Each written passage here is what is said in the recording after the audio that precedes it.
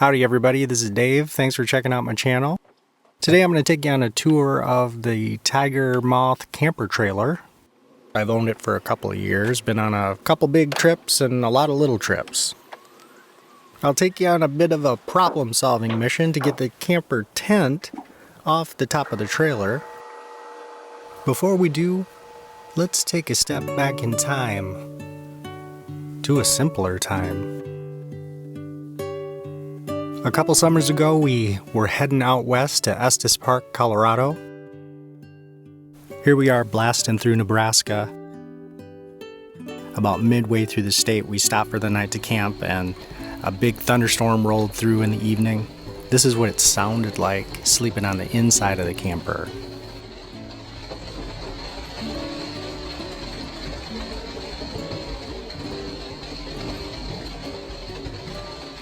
So the next day we got to Estes Park. This is what really gets me excited. This tight, squared away campsite with the trailer, with the rooftop tent, a nice picnic bench, camp chairs, campfire. The other thing that I've noticed is that whenever you have a picnic table, it's going to be the thing that you prefer to use to eat and prepare food. While the Tigermoth does have a pull-out kitchen box, if you have the opportunity to use a fold-out table that you bring yourself or a picnic table that's provided at your campsite, it's always going to be better. The other thing is that out in Colorado, we had to have all of our food stores and anything that had like a food smell in it in a locked steel bear box. And then we also had to have all of our garbage in a communal steel dumpster. So the idea of using your kitchen box for cooking up sausage or fish and that kind of thing, and then sliding it essentially right below your sleeping quarters, is not something that, we were even allowed to do, and does feel a little weird. You can see here that I've got like my coffee making stuff. We're situated around the campfire ring, and that the trailer is an important part of your base camp, but it's not necessarily even the center part of your world while you're there.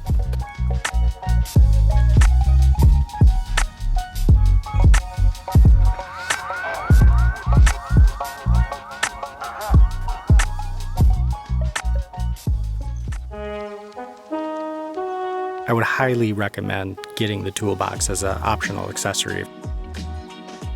I used almost everything that I packed into the Toolbox. The portable shovel is super handy to make sure your fire is out during the day. Alright, so here's how things look after towing everything back across Colorado, Nebraska, Iowa, back to Wisconsin.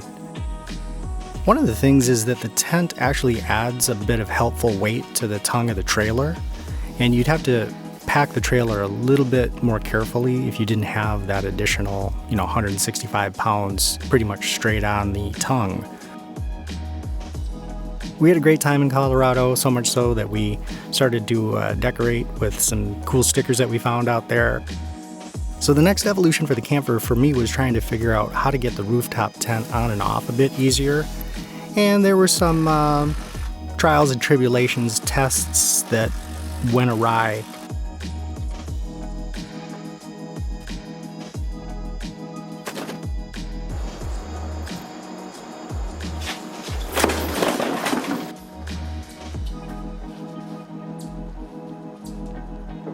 Ultimately, what I decided to do was to purchase this Warren puller, which I think has a rating of 700 to 800 pounds, and that's like pulling dead weight, even lifting it, but it can also pull.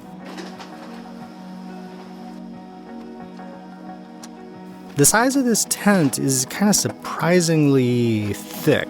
I think it's, because it's the 3-person, it's like 160 some pounds, and because it's just dead weight, and once it's above your head, it takes on a new level of risk.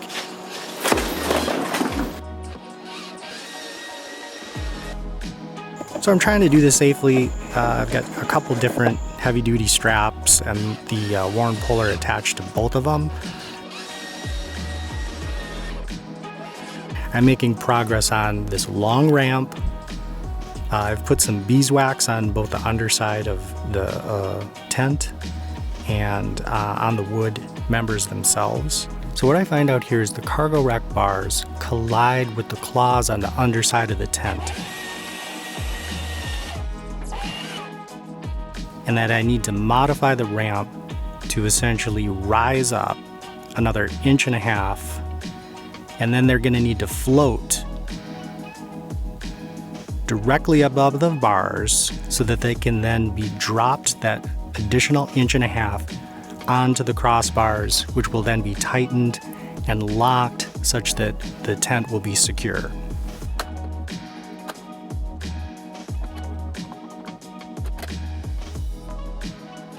One of the things that doesn't really get addressed in the marketing of rooftop tents is how in the heck you get this on and off the trailer.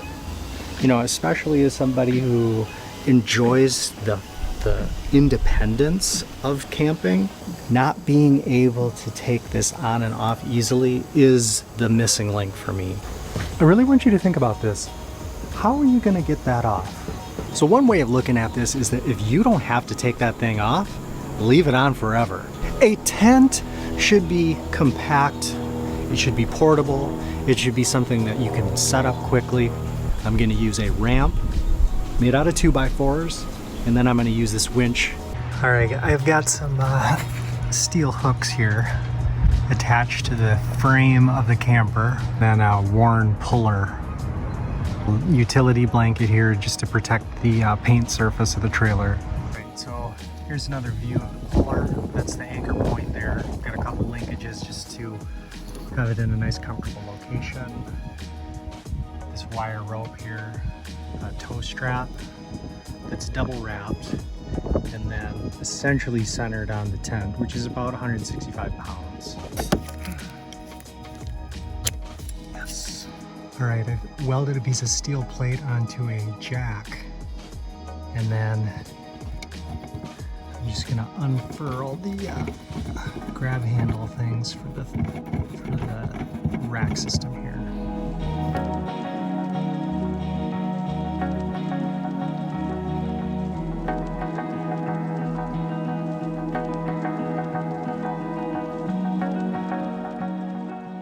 Okay, moment of truth here. I'm gonna go about 6 inches and then I'm gonna raise those things above the bar.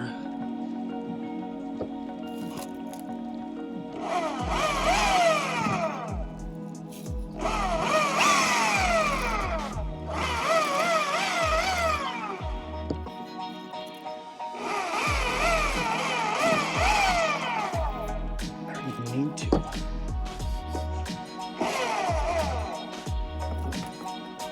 Keep it aligned.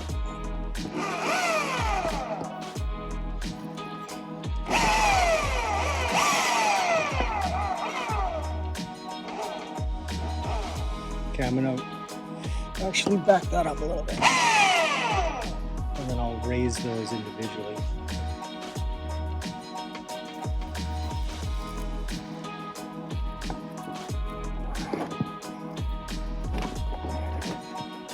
Okay, that's pretty much ready to gracefully roll, slide.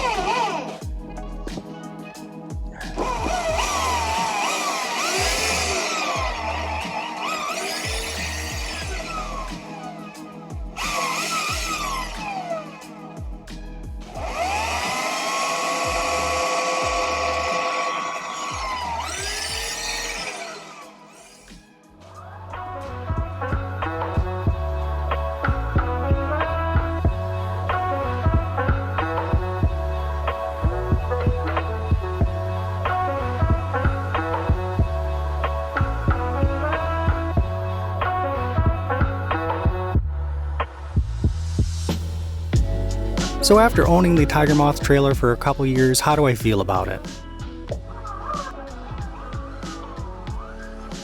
It's given us experiences that we wouldn't otherwise have had with our family. And believe me, this was no small decision. This was probably the biggest purchase we ever made for something that was not a necessity. but I'm really happy with the decision because it's a unique, high-quality camper. But to be quite honest, if this camper didn't exist, we probably wouldn't have purchased one.